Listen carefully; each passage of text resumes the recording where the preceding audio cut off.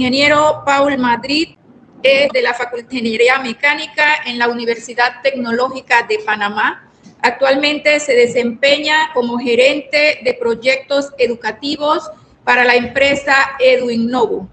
A su vez, como director de investigación y desarrollo para GreenTech y como docente universitario en la Universidad Tecnológica de Panamá.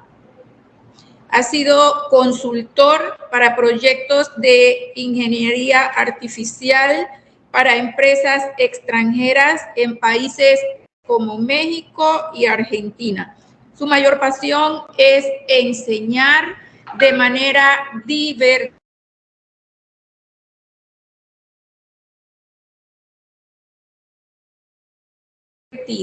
Presentará el tema las tecnologías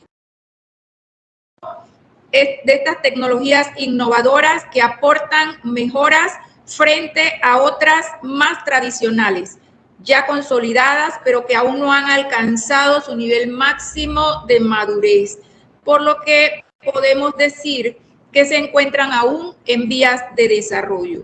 Con ustedes, el ingeniero Paul Madrid. Bienvenido, Paul, la sala es suya. Gracias. Un gusto poder saludarles. Ante todo, gracias por esa presentación. Quiero confirmar primero que se me escuche bien, que la cámara se vea bien. Si me dan un ok, quizás alguien de la sala, solo para estar seguro que todo está en orden. Sí, le escuchamos y lo vemos claramente. Perfecto, bien. Vamos a comenzar, gracias. Yo voy a hacer esta charla lo más amena posible. Primero quiero decir que para mí es todo un gusto poder estar compartiendo con ustedes en este momento. Yo creo que definitivamente que es un honor, ¿no?, poder venir a hablar de un tema como este que personalmente a mí me apasiona mucho. Yo tengo una presentación por acá. También me gustaría, si tienen la posibilidad de confirmarme, si ya pueden ver la presentación, ¿no? Estos son como parte de los cajes. Sí, la vemos. Perfecto, gracias. Entonces, en este caso, creo que ahorita el borde de mi pantalla va a salir en la parte de abajo, pero bueno, en este caso, como muy bien decía la ingeniera Maritza, a quien agradezco la introducción, mi nombre es Paul Madrid. Yo ejerzo y, digamos, mi función principal en el área de EduInnovo es dirigir proyectos en temas de educación. Nosotros trabajamos a nivel escolar, a nivel universitario y también con proyectos extracurriculares y privados. Pero el día de hoy tengo el tema o la intención de hablarles sobre tecnologías emergentes que cambiarán el mundo. Y a través de estos minutos que vamos a compartir, mi intención va a ser poder llevarlos por primero definir qué es una tecnología emergente, porque pues hay un montón de tecnologías. Entonces, ¿cómo sabemos diferenciar cuándo una tecnología es emergente? ¿Cuáles son los conceptos? ¿Bajo qué óptica yo evalúo si es una tecnología emergente o no?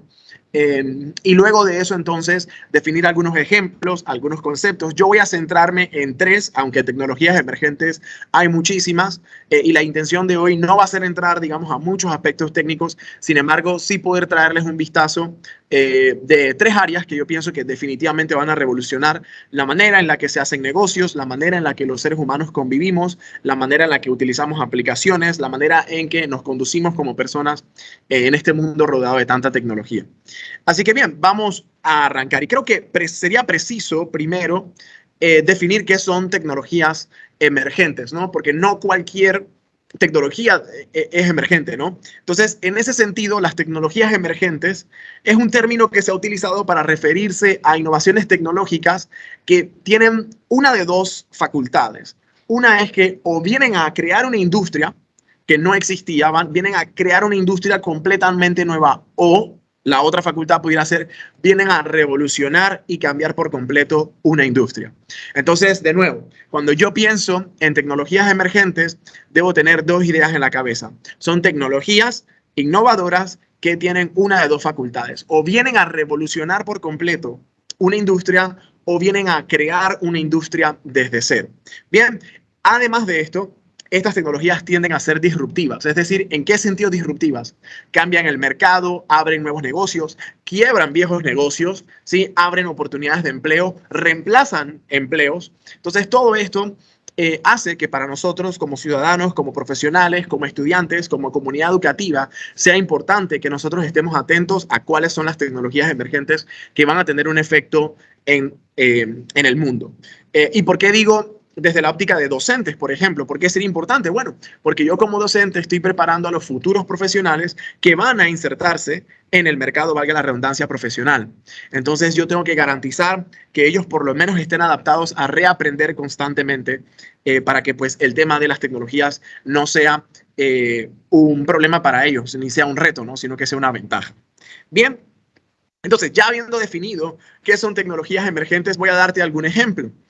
Antes se acostumbraba a ver películas muy comúnmente en CDs, ¿sí? En VHS. Las películas se alquilaban, uno iba muchísimo más al cine. Ahora, ninguna de estas plataformas es ajena a nosotros. Es decir, cuando se habla de vamos a ver una película, hoy en día tenemos que hacer la distinción de si esa película la vamos a hacer por un servicio de streaming de videos o si esa película la vamos a ir a ver al cine.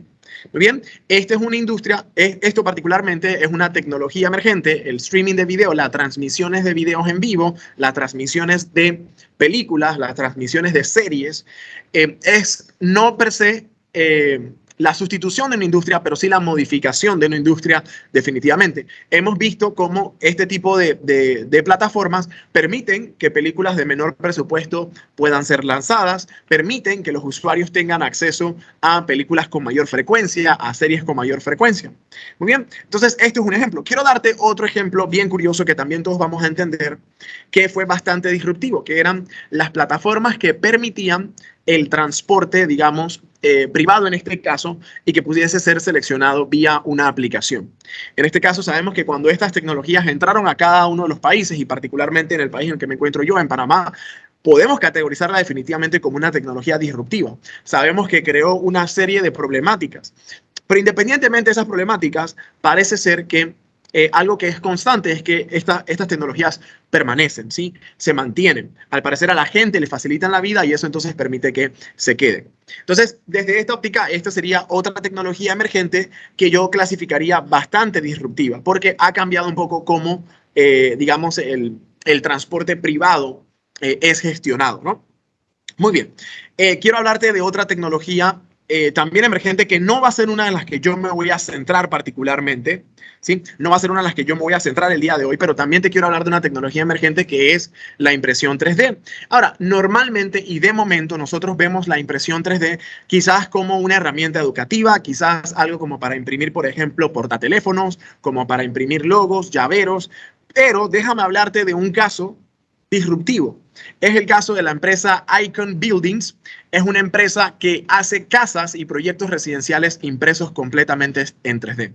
Entonces, esto viene a ser disruptivo en el área de proyectos, particularmente de bienes y raíces. Entonces, es interesante cómo es disruptivo tanto para el mercado, o sea, para los empresarios, para los empleados, para los compradores, viene a ser disruptivo. Para todos los profesionales de esa área, quiere decir que yo ahora tengo que reaprender algunos conceptos, quizás tengo que estudiar desde cero algunas ideas, porque esto viene a ser una tecnología que, digamos, una vez yo estudié, una vez yo me gradué o me volví un profesional, no estaba presente. Bien, entonces hemos visto, digamos, quizás tecnologías un poco más orientadas hacia lo digital, que han sido emergentes, que han logrado ser disruptivas, que han venido a modificar o a crear nuevas industrias, y ahora también tenemos un ejemplo, entonces, en este caso, de una tecnología que, digamos, presenta un producto o un servicio físico.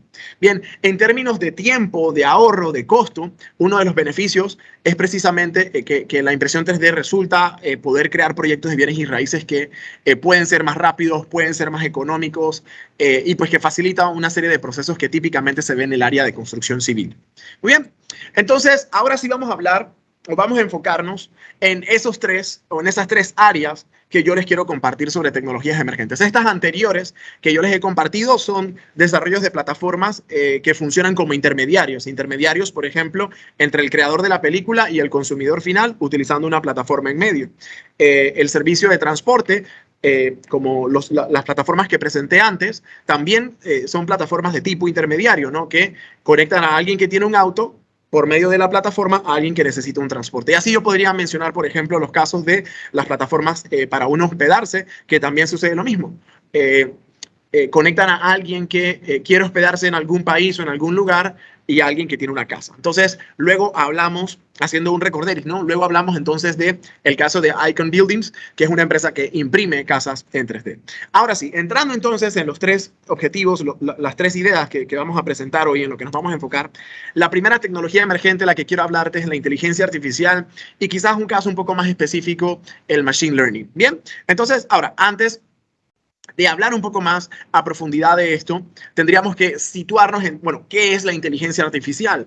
¿Cómo se estudia eso? ¿De dónde viene? Porque es un término que hemos utilizado tanto que quizás pierde algo de significado, ¿no? A veces cuando tenemos un término y el término es utilizado tanto, ese término per se pierde algo de valor. Entonces, vamos a situarnos desde la óptica de las ciencias. La inteligencia artificial forma parte de una de las líneas de estudio de las ciencias computacionales. Dentro de las ciencias computacionales tenemos a la ciencia de los datos y dentro de la ciencia de los datos, una de las tantas ramas que hay, tenemos a la inteligencia artificial y luego subgrupos tenemos a el machine learning y el deep learning. Ahora, estos dos, los dos últimos, yo los coloco en inglés por una razón, porque la mayoría de la literatura está escrita en inglés para estos dos conceptos.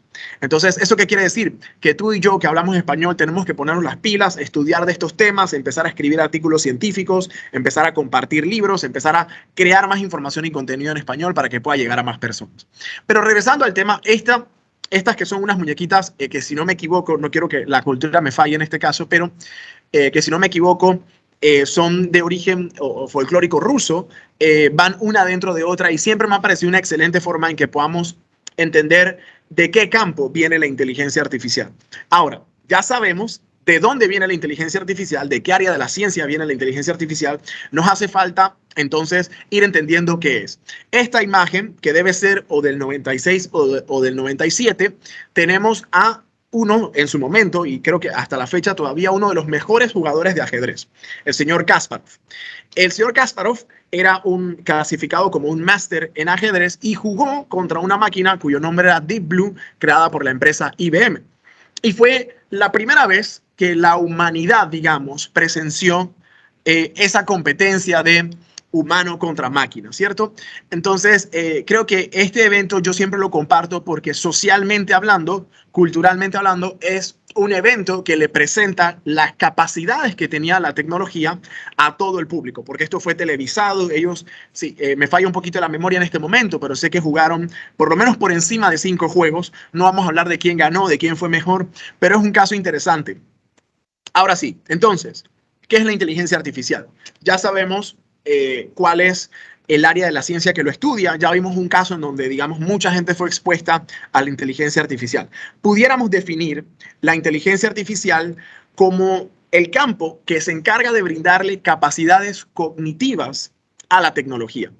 Lo que hace, en resumen, es dar la sensación de que hay un elemento, un equipo, un robot, un software pensante. Muy bien, entonces nosotros como seres humanos tomamos decisiones de carácter cognitivo todo el tiempo y algunas de esas decisiones pueden ser inclusive en automático, ¿no? Como por ejemplo, ¿en qué momento yo cruzo la calle?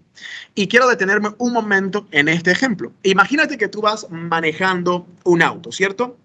Nosotros como seres humanos, lo que hacemos para definir si alguien va a cruzar la calle o no es bastante interesante. Nosotros vemos, por ejemplo, un poco su físico, cómo está su postura, hacia dónde apunta, cómo tiene los pies, qué gestos me hace, si me está mirando. ¿Sí? O sea, nosotros hacemos un análisis de incontables cosas en fracciones de segundos. Entonces, imagínate ahora poder crear un auto que requiera ese carácter cognitivo de por medio de analizar un video, pueda detectar si una persona quiere cruzar o no y entonces decida detenerse. Bien, es decir, que las decisiones que tú y yo tomamos a diario, ¿sí? Las decisiones que tú y yo tomamos todos los días, que parecen muy simples y automáticas, requieren de algunos cálculos interesantes.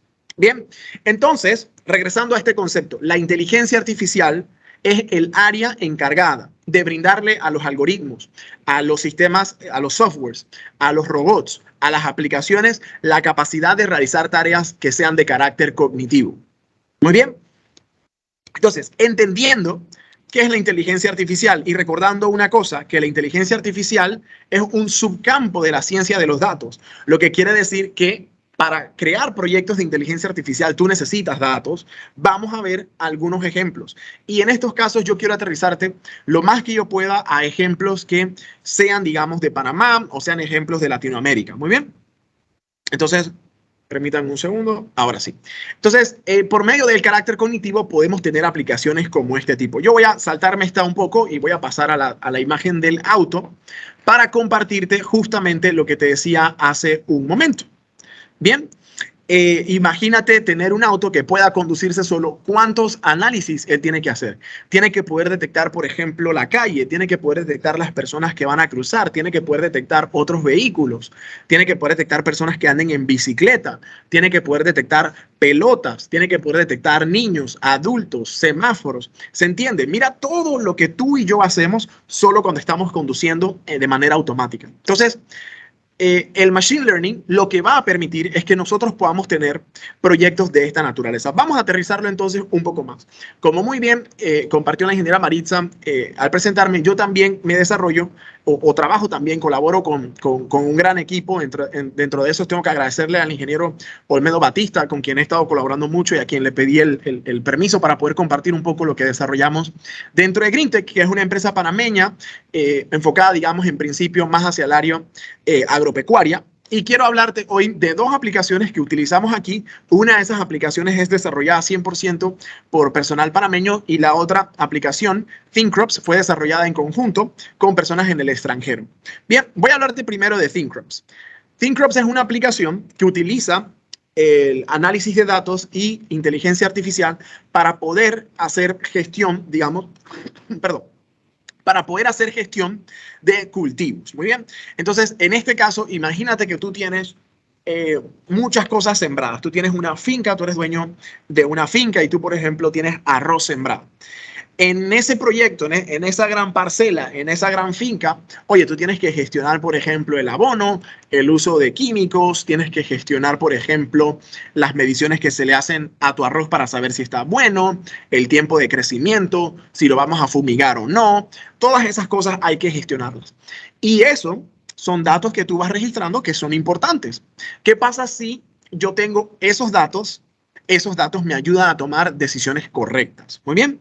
Entonces, ¿qué conviene? ¿Tener esa información por ahí en papel regada o tener esa información en una aplicación que pueda permitirme el correcto registro de datos, la correcta visualización de esa información y luego que por medio de algunos algoritmos me permita tomar decisiones en función de esa información? Claro que la segunda suena más convincente, ¿cierto? Suena a que yo voy a poder producir más si tengo la información. ¿Ok? Entonces, en este caso, lo que te permite una aplicación como ThinkCrops es registrar costos de producción, las visitas a campos, si haces fumigaciones o no, qué productos utilizaste, en qué área de tu finca utilizaste esos productos. Entonces, aplicaciones como esta entran dentro de la ciencia de los datos y también, si utilizan algoritmos, entonces pueden caer también dentro del área de la inteligencia artificial. Y esto lo que permite es que personas que tienen fincas puedan producir más, ¿sí? Puedan tener mejores productos y al final eso también resulta entonces en que pueden generar mejores ingresos. Entonces, este es un ejemplo de cómo la inteligencia artificial, el machine learning y el análisis de datos, todos estos campos permiten que un área como la agricultura pueda desarrollarse más, pueda tener mejores resultados. ¿Y por qué esto es importante? Bueno, porque como buenos panameños nosotros seguramente comemos arroz la mayoría de las veces. Entonces es un producto que es importante. Y así podría destacarte otros productos que también nosotros consumimos y que se consumen en cualquier país. Muy bien. Entonces, déjame hablarte de un caso similar que es una plataforma creada 100% aquí en Panamá que se llama Cowbook, que lo que permite es el registro correcto de hatos ganaderos. Sí, imagínate que tú tienes una finca de nuevo y tienes vacas que, por ejemplo, en este caso producen leche. Entonces, en ese sentido, a ti te interesaría poder tener un registro, por ejemplo, de cuál es la identificación de cada vaca, cuánta leche produce esa vaca, cuáles están, por ejemplo, en proceso de partos, quién es el veterinario que la atendió, cuáles tienen vacunas. Todo esto es información que es importante. y la información, si es bien utilizada, entonces te va a permitir poder tomar decisiones adecuadas. Entonces, imagínate tú poder, por ejemplo, ser el dueño de una finca y utilizar tu teléfono para registrar información y poder luego entonces tener decisiones interesantes. O imagínate esto, tú estás en algún viaje, tienes tu finca en Panamá y entonces se registran algunos datos y tú puedes revisar esa información desde tu teléfono, desde tu tablet, desde tu computadora, sin necesidad de estar físicamente ahí. Entonces, de nuevo, ¿por qué esto es importante? Bueno, porque este tipo de aplicaciones permiten que mejoremos la producción de un producto, valga la redundancia, que consumimos todos, que por ejemplo en este caso sería la leche de vaca. Muy bien, entonces, este es por ejemplo un poquito de cómo se ve el dashboard general en el que tú puedes registrar todo el ganado que tienes, puedes registrar cuánto se produjo de leche en el día, cuál es la producción total, cuál ha sido la producción por mes. Puedes también registrar, estas no las incluí, pero variables del área de salud, de reproducción, de producción de leche, etc.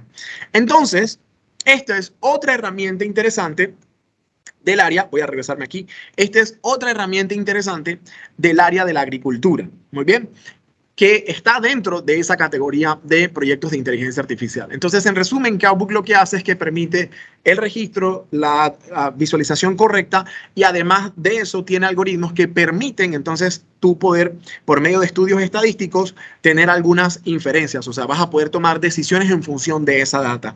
La aplicación te va a hacer algunas recomendaciones interesantes.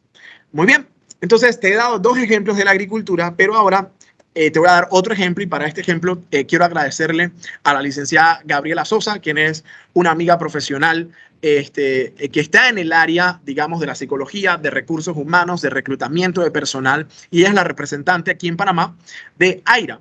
Aira es una plataforma, y ahorita me voy a ir a otra industria completamente diferente, es una plataforma que utiliza inteligencia artificial y algunos datos interesantes para poder realizar la selección de personal para un puesto de trabajo. Muy bien. Entonces, ¿por qué esto es importante? Porque el proceso de reclutamiento, ¿sí? El proceso de poder adquirir un trabajo inclusive para uno como empleado y para el empleador es un proceso que es tedioso. Quizás es un poquito complicado estar entregando hojas de vida.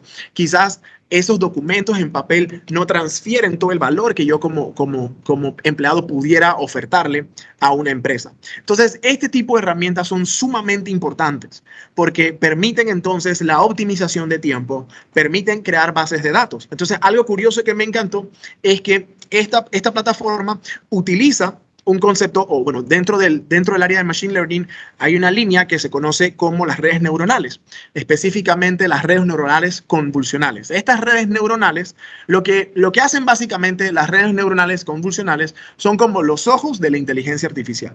Es decir, que por medio de un video ellos pueden hacer algunos cálculos, algunas decisiones y tomar algunos datos.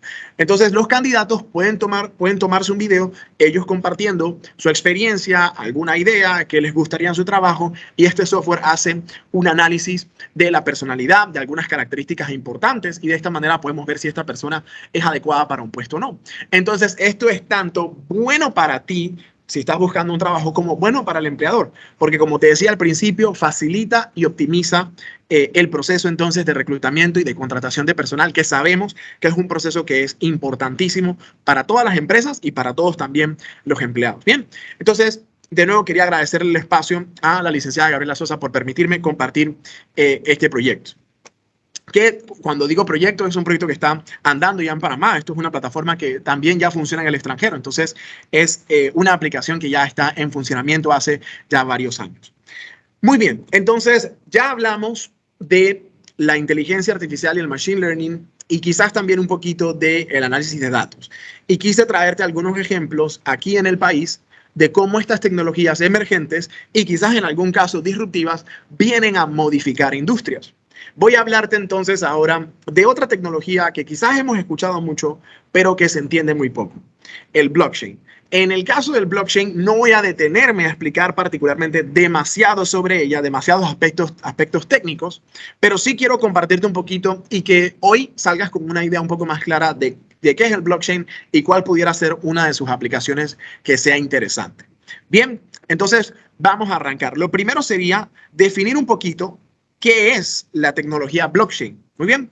Entonces, podríamos imaginar, ¿sí? Y aquí voy a sobresimplificar un montón de información, pero podríamos imaginar al blockchain como un libro digital que es compartido, o sea, que muchas personas tienen acceso a ese libro digital, que es un libro digital que no se puede cambiar ni borrar nada, es inmutable. Muy bien, y que facilita el proceso de registro de transacciones y de seguimientos de productos, servicios o de cualquier activo. ¿Sí? Entonces, imagínate que si yo tengo una cadena de intermediarios, ¿cierto? Esa cadena de intermediarios lleva un registro del producto, de cuándo yo le entrego ese producto a la otra persona, a qué hora fue, el lote. Y si yo tengo 10 intermediarios, imagínate cuántos libros independientes existen. Y si yo, que soy el consumidor final, quiero saber algo de ese producto, imagínate a cuántas personas les tengo que preguntar. Entonces, cuando yo preparaba este tema, me quedaba pensando, yo en algún momento, por un concurso de investigación que se hizo, tuve la posibilidad de estar en Estados Unidos, en Boston, y recuerdo haber visto en Boston frutas que son cultivadas aquí en Panamá. Entonces, a mí me llamó mucho la atención y creando este PPT me quedaba pensando, oye, ¿cuántos intermediarios existirán para que desde Panamá se cultive un producto y termine en Boston? Entonces, deben ser un montón de intermediarios. ¿Qué pasa si yo como consumidor quiero saber justamente de qué lote, de qué árbol, de dónde salió esa fruta que me estoy comiendo? Es casi imposible, además de que me tomaría mucho tiempo porque tendría que hablar con demasiadas personas, demasiados intermediarios. Bueno, imagínate que entonces el blockchain viene a ser un libro digital que tiene toda esa información de las transacciones y de seguimientos de activos dentro de una red de negocios. Muy bien. Ahora, es importante tener en cuenta que esos activos o esos elementos, esos servicios, esos productos pueden ser físicos o pueden ser digitales, o pudiéramos llamarlos también tangibles o intangibles. Es decir, yo puedo hablar desde un carro o una fruta, como pudiera hablar de una patente, de un archivo, de una canción, etc. Muy bien. Aclarado un poco, y como les dije, sobresimplificado el concepto de blockchain, hablemos un poquito de algunos de sus beneficios. Primero es que el registro es inalterable. Como al registro tenemos acceso todos, ese registro no se puede cambiar. ¿Sí? Funciona con contratos inteligentes, que es un concepto en el que no voy a entrar mucho, pero podríamos decirlo que es un acuerdo de partes. ¿Bien? Es un proceso que brinda mayor confianza porque es de acceso público, brinda mayor seguridad porque es de acceso público. Es un proceso eficiente porque es digital, está en la web, funciona de manera automatizada y además permite una cadena de suministros rastreable. Y yo voy a enfocarme justamente en este último punto, en el punto de cadena de suministros rastreable. Muy bien, entonces con estas ideas establecidas, quiero hablarte en la parte superior de esta imagen y para este caso quiero agradecerle al ingeniero Gerardo Escudero del ICA, que yo estuve en una conferencia con él y le pedí la autorización para poder tomarle un caso de estudio y algo de información que él compartió. Muy bien, entonces nuevamente agradecerle al ingeniero Gerardo Escudero por esa información y por esa charla que en su momento nos compartió. Bien, entonces en este caso, lo que quisiera compartirte son, aquí en la pantalla vas a ver unas fechas, ¿sí? Y vas a ver algunos productos. Estos productos son consumibles y sobre cada una de las imágenes vas a ver que hay como un caso curioso, ¿no? Tenemos, por ejemplo, arsénico en uvas chilenas, tenemos el E. coli del pepino, que fue un caso súper interesante, agujas en fruta, COVID en carne y E. coli en carne. Y todos estos son casos, muy bien, particularmente, por ejemplo, el caso del E. coli del pepino es un caso súper famoso que puedes investigar en internet, en el que personalmente en el proceso de investigación te vas a dar cuenta que quizás todavía no se aterriza a si realmente estaban contaminados desde donde se enviaron o no. Pero la idea que yo quiero llevarme o compartirles más bien, perdón, de esta imagen es que estos todos son casos en los que hay un producto que por X o Y razón tiene algún contaminante, tiene algún problema, etcétera, ¿sí? Y ese problema es casi que irrastreable, o sea, no hay manera de saber dónde, por ejemplo, el pepino tomó esa bacteria, tomó ese virus, ¿sí? Es casi que imposible saber, por ejemplo, si una carne adquirió o está contaminada con COVID, en qué momento, en qué punto de esa larga cadena de suministros, porque quizás no sabemos quiénes son todos los participantes, porque quizás es hasta complicado saber de qué lote viene cada producto. Entonces, todos estos son casos interesantes en el que si tuviésemos un registro único, ¿sí? Que fuese compartido para todos y que fuera inmutable, es decir, nadie puede ir a borrar nada y así todos podemos saber qué sucedió, hubiéramos podido dar, digamos, una solución al problema más efectiva.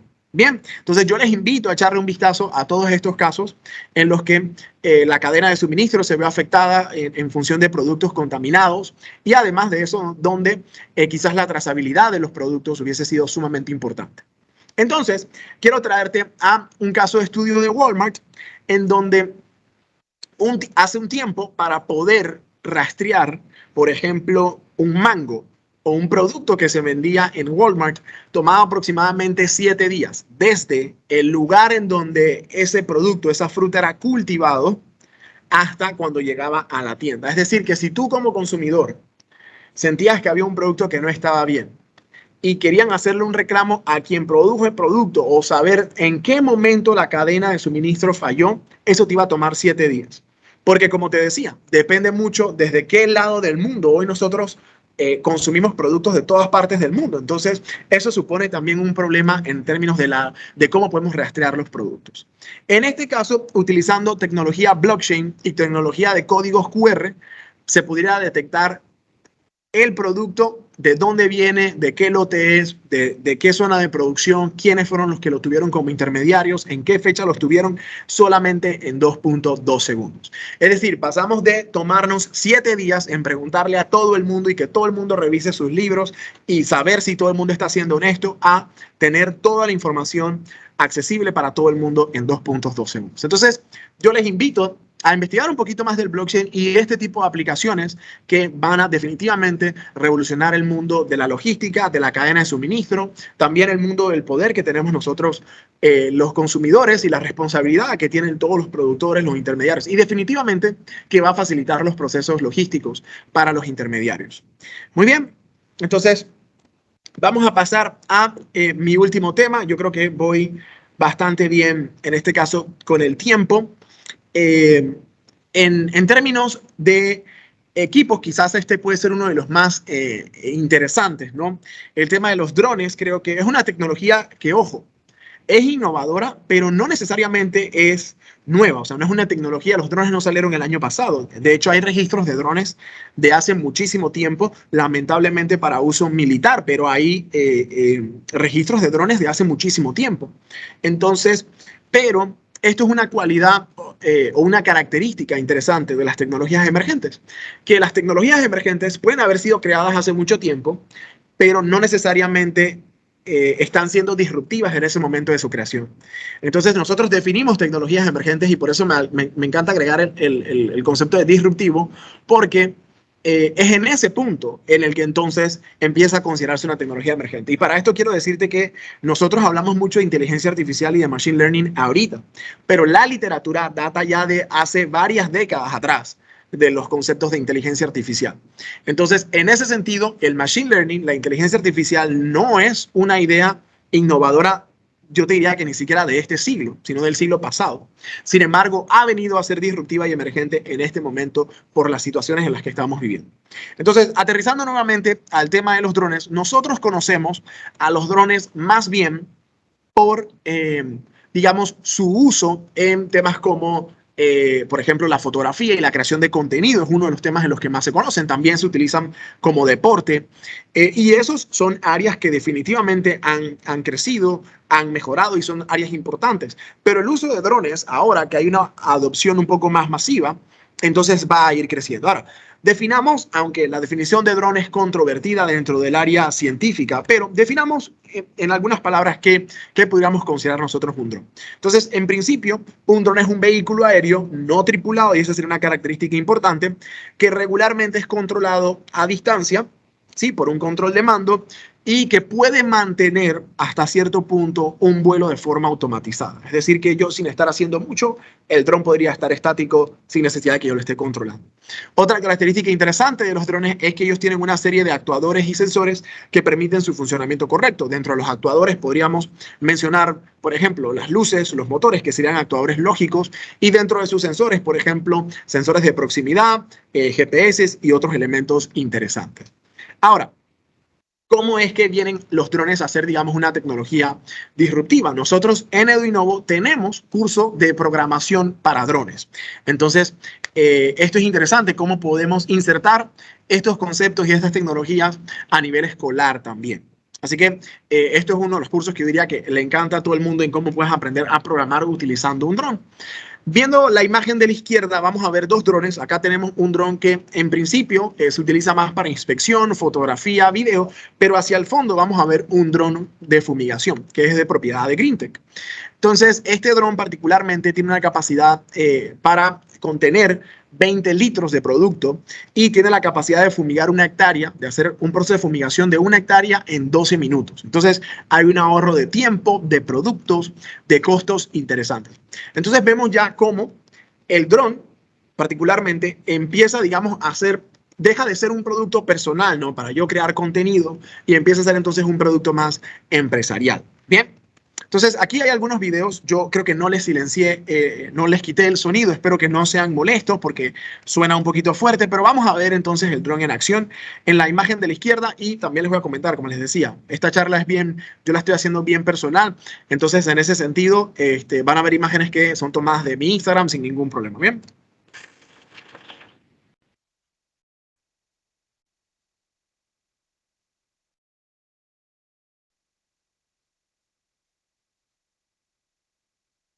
Y por acá tenemos un video un poco más cerca.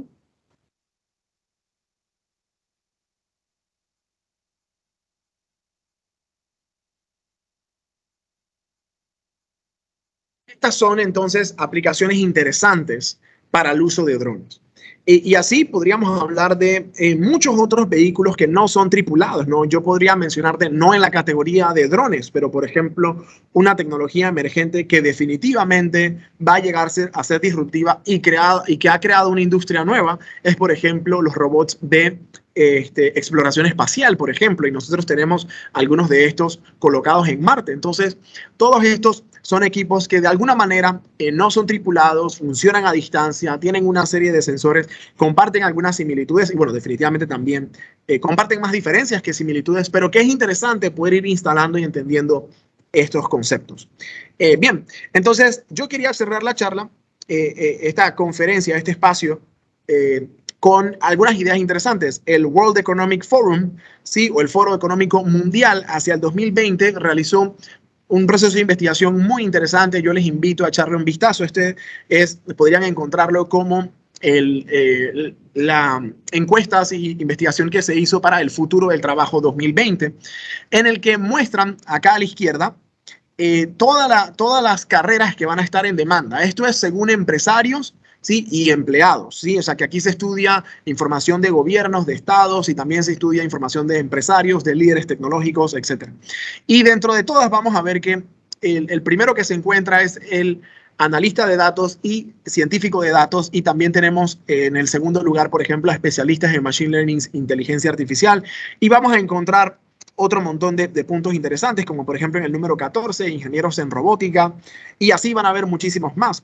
En un listado más amplio también se hablaban, por ejemplo, de otras áreas interesantes como la salud, también se hablaba de otra área interesante, por ejemplo, que era la parte de psicología, de atención y terapias. O sea, no quiero decir con esto que la tecnología va a ser la única rama, pero definitivamente si estudiáramos cuáles son los roles profesionales que más apuntan a ser, digamos, interesantes o demandados en el futuro, muchos de estos van a ser de características tecnológicas. Y luego, en la izquierda, que no me voy a centrar mucho en ello, vamos a ver entonces cómo hay algunos procesos o puestos de trabajo que van a ir decreciendo. La estimación es que se van a perder, si no fallo, los números están más o menos en este orden, se van a perder cerca de 80 millones, de empleos, pero se van a crear cerca de 95 millones de empleos nuevos. Entonces, una habilidad sumamente importante, y creo que el objetivo de esta charla sería que todos tengamos la disposición de aprender, la disposición de reaprender, de desaprender, que tengamos la disposición de cambiar, de siempre estar investigando, de siempre utilizar la manera en la que el ser humano por excelencia siempre ha aprendido, que es por curiosidad, por descubrimiento y preguntando. Muy bien, siempre la mayoría de las teorías físicas, la mayoría de las teorías interesantes han resultado de la pregunta de alguien. Si alguien no entiende cómo funciona algo y por curiosidad entonces se lanza a ese conocimiento. Y por último, quería presentarles algunas de las barreras que se encontraron para las adopciones de nuevas tecnologías. Y entre esas, una de las primeras barreras que hay es la brecha en temas de conocimiento. Entonces es importante que tú, que yo y que todos nosotros podamos entonces ponernos las pilas, como diríamos en buen panameño, y empezar a aprender conceptos nuevos, información nueva, que actualicemos la manera en la que nosotros aprendemos, que actualicemos entonces el contenido que compartimos. Así que quisiera dejarte con este último pensamiento que me gusta mucho, que es un pensamiento un poquito agresivo, pero que es agresivo en el buen sentido, con la intención de hacernos a todos despertar, hacernos a todos activos, ¿sí? Hacernos a todos proactivos. Las crisis no existen, existen los cambios. Si no cambias, entonces entras en crisis. Así que todos debemos estar listos para cambiar, para reaprender. Para mí ha sido todo un gusto en nombre de Eduinnovo poder compartir con ustedes. Nosotros, como les decía, nos dedicamos a brindar educación en temas de tecnologías emergentes y gracias a estas oportunidades que nosotros tenemos de colaborar con empresas en el área empresarial, eso nos permite hacer modificaciones importantes en la manera en la que nosotros enseñamos y en los productos y servicios que ofrecemos. Así que si existe alguna pregunta, yo voy a estar más que contento de poder comentarlas y espero que hayamos podido cumplir el objetivo de esta conferencia, que sea hacer que todos nosotros que estamos acá seamos más productivos. Así que para mí ha sido todo un gusto y les regreso la palabra.